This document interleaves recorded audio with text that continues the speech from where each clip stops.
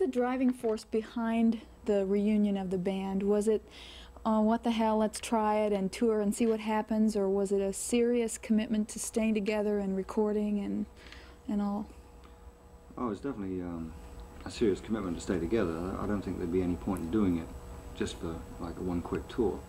That's been offered to us before, and quite frankly, it didn't appeal to me ever. I've never wanted to be part of an oldies band, and that kind of strikes of let's make some more money out of the old name, you know. And we've all been musicians that have been, although we've been apart for 11 years, we've been highly active in music. We've all been on the road in different bands and various ventures. And I have no wish to retire, and that you know, doing an oldies thing is one sure way of saying goodbye to everyone. Had to be a new, fresh approach, had to be a new album, had to be new music, and we really had to gain a new audience, not just the people that remembered us from their college days. You know. And thankfully, that's what's happened. We have a new audience, and we have a reason to do another album and another tour, which is what we're going to be doing next.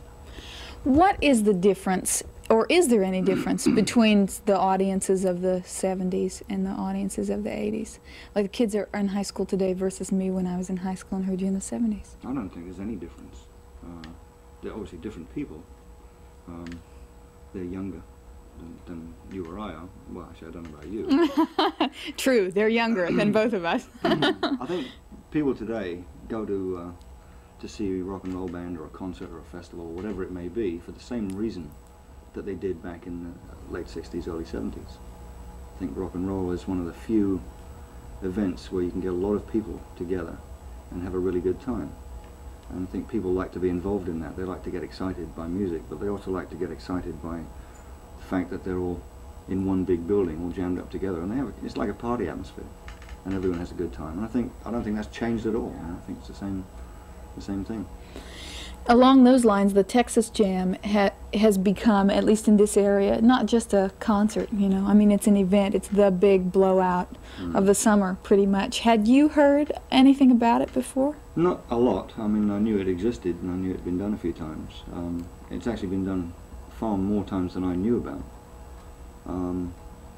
When it was offered to us, we kind of jumped at it, because we finished the tour. We've been touring since November, and we've done the world. We did America earlier in the year, and we just wanted to do just a few more summer gigs back in the States. The last tour we did was Europe. We went all over Europe, and the Texas Jam just came as the last gig, and it's I think a happy accident, because we started the American tour in Texas, and at that point we really didn't know. We'd just done Australia, which was very good, but we really didn't know how the American public were going to accept us. And so we started in Texas with a few anticipations, but I mean, it worked out great. It was a sellout here when you were in Dallas. Well, yeah. But it's nice to come back and finish the tour here as well. It seems to round the whole thing off nicely. Now, you understand that you will be playing in temperatures of 100 degrees and up. Well, we have the advantage of at least having a dressing room that we can go to and having drinks and stuff like that. And the people, I really feel sorry for the crowd. I mean, I'm sure most Texans are going to be prepared for it because they've seen it and they've been there before.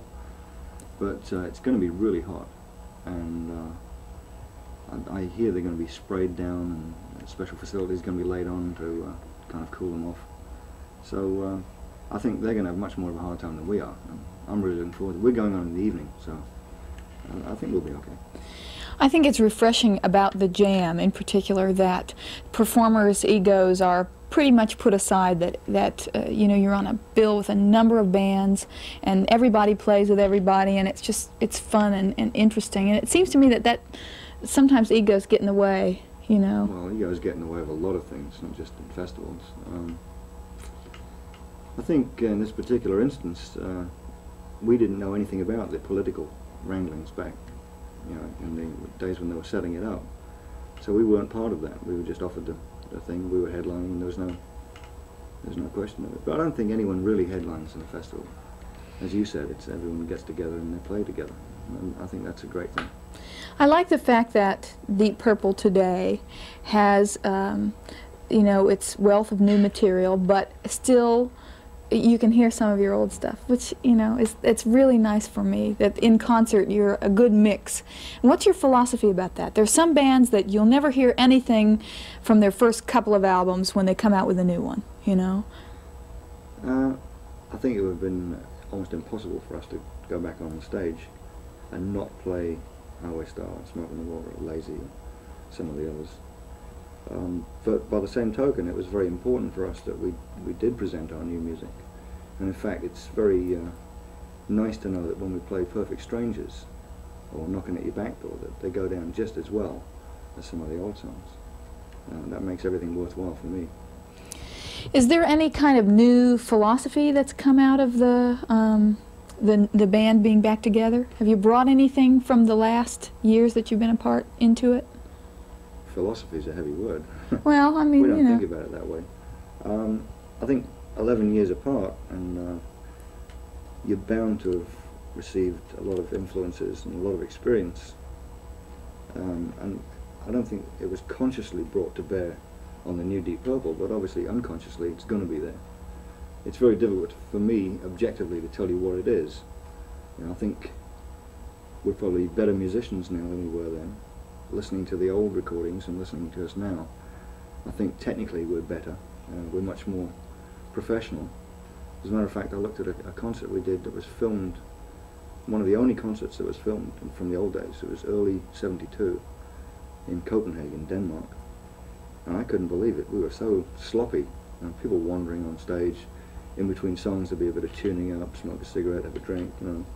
Occasionally you'd acknowledge the audience. I mean, it's not like that now. It's much more high-powered, and you know, we're more conscious of our performing art. On the other hand, is there anything you miss about the 70s? My youth? The last 10 years back?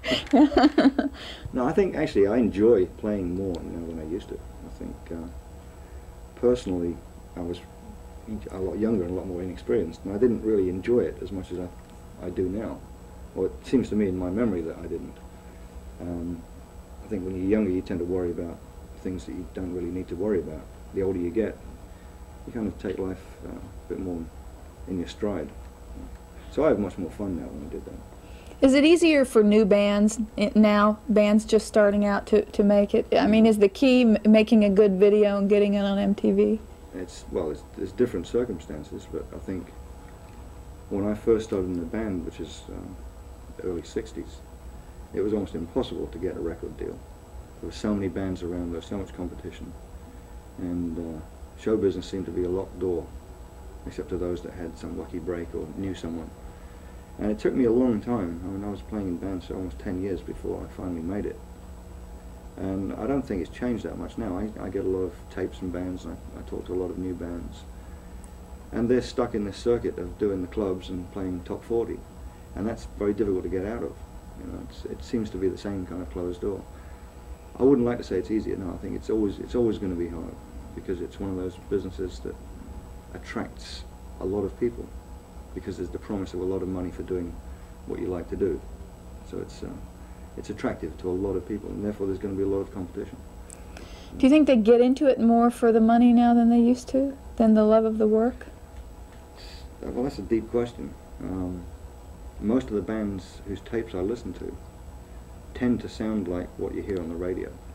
There's very few people who are brave enough to stand up and say, I'm an artist, this is what I do, take it or leave it. Most people seem to be bend themselves over backwards to get on the radio or to get on TV now. And I think that's kind of a shame. That's going to eventually kill a lot of creativity. One more question. What are your next projects? Can you line out anything for me? Yeah, dinner. Getting through dinner is going to be a major achievement. We're going to take, as I said, some time off. I think in the old days we worked far too hard. We just ploughed ourselves back into another project as soon as we finished a tour. It seemed like we hardly had time to get our laundry done before we were back out on the road or back in the studio. This time we're much more in charge of our own careers, and we're going to take some time off. We're going to take 2-3 months off and just start thinking about the next album. We don't go into the studios prepared with lots of songs, but we do go in with a few kind of a riff or an odd chord sequence or something, and that's what we'll be thinking about during this time off. And I'm looking forward to it. I'm going to do nothing. I'm just going to sit at home. Great.